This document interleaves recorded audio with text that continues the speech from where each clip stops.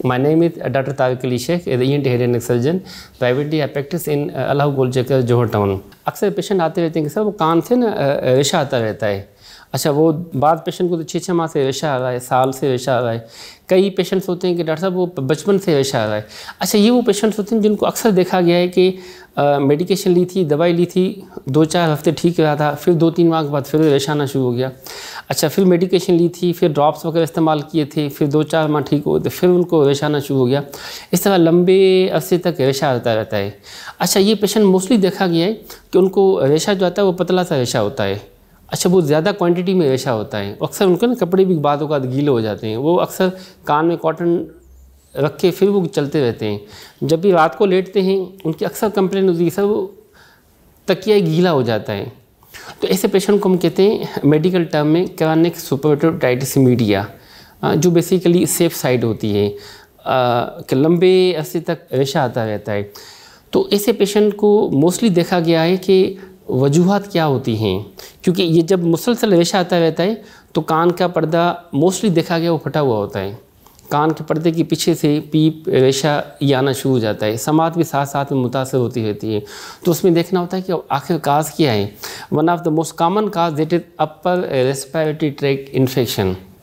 छोटे बच्चे हैं, स्पेशली नाक के पीछे जो वदूद होता है एडिनोइड, उसकी इन्फेक्शन की वजह से, टॉन्सिल उसकी इन्फेक्शन की वजह से, हाँ, या बड़े हों नाक की हड्डी की वजह से, नाक के वदूद की वजह से, साइनसिस की वजह से, बाज़ पेशेंट को एलर्जी की वजह से मुसलसल कान से पीप रेशा आता रहते हैं। वो बिल्कुल पतला सा रेशा। अच्छा, उसमें बदबू नहीं होती। अच्छा, उसमें खून वगैरह नहीं आता रहता। तो ऐसे पेशेंट्स को फिर इन्वेस्टिगेशन की जाती है, जिसमें हम नाक साइनसिस का मुआयना करते हैं। अच्छा, गले का मुआयना करते हैं। अच्छा, कान का मुआयना करते हैं तफसीलन, जिसे हम कहते हैं एग्जामिनेशन अंडर माइक्रोस्कोप। आप माइक्रोस्कोप से डिटेल कान का पर्दा, कान की हड्डियाँ, इनको पूरा का पूरा मुआयना कर लेते हैं।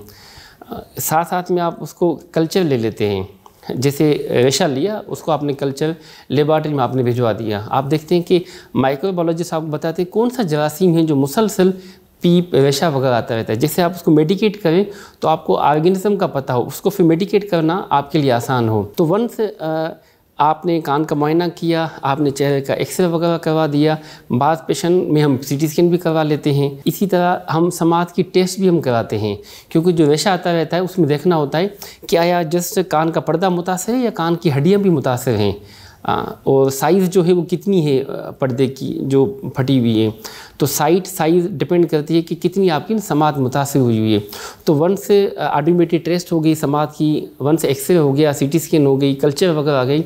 Now this is the time to manage. फिर फाइनली इस पेशेंट को ना मैनेज किया जाता है। बच्चों में मोस्टली देखा गया है कि जो नाक के पीछे एडिनोइड्स होते हैं, टॉन्सिल वगैरह हो जाते हैं, जिसकी वजह से मोस्टली कान और गले के दरमियान जो ट्यूब है वो ब्लॉक हो जाता है, और अल्टीमेटली कान के पर्दे के पीछे रेशा जम जाता है, वो पर्दे को फाड़ के रेशा आता रहता है।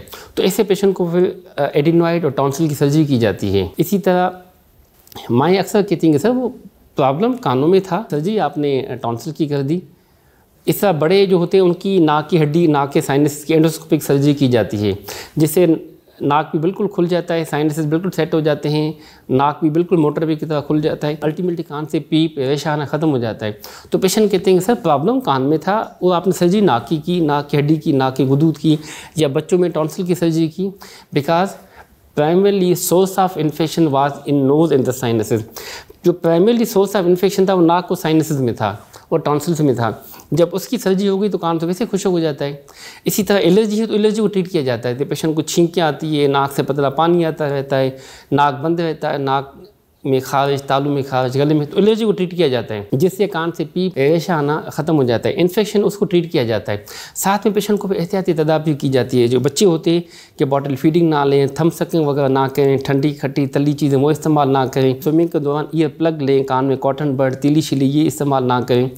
तो ये चांसेस होते हैं कि पेशेंट को 90-95% कान बिल्कुल हील हो जाता है, कान बिल्कुल पीप रेशा आना ख़त्म हो जाता है, और समात भी काफ़ी हद तक मुतासर नहीं होती, क्योंकि आपने प्राइमरली इन्फेक्शन को, एलर्जी को, नाक साइनसिस को, एडिनोटॉन्सिल को आपने ट्रीट कर लिया। बिल्कुल जो पेशेंट जिनको पीप रेशा सेट हो गया, आपने सर्जरी की, जिनको कान का पर्दा जो जो फटा हुआ होता है, किन पेशेंट्स को फिर हम कान का नया पर्दा लगा देते हैं, जिसे हम कहते हैं मायोंगोप्लास्टी। कान इन्फेक्शन सेट हो गया हुआ है, कान के पर्दे के पीछे चीरा दे के हम टिश्यू लेते हैं, जिसे हम कहते हैं टेम्पोरल फेशिया। जो कान का पर्दा फटा हुआ होता है उसको फिर हम वहाँ पे लगा देते हैं, साथ में जेल फोम लगा देते हैं, जो फटा हुआ है वो भी साथ में सील हो जाता है। तो इससे पेशेंट बिल्कुल सेट हो जाता है और पेशेंट की समाज भी काफ़ी हद तक मुतासर नहीं होती, सेट हो जाती है। कान से पी परेशान वो भी पेशेंट सेट हो जाता है और पेशेंट की बीमारी बिल्कुल फिट फाट हो जाती है और पेशेंट बिल्कुल नॉर्मल लाइफ गुजार जाता है। तो it's all about chronic superactive otitis media, उसकी एहतियाती तदाबीर, investigation, treatment and followup. Thank you so much.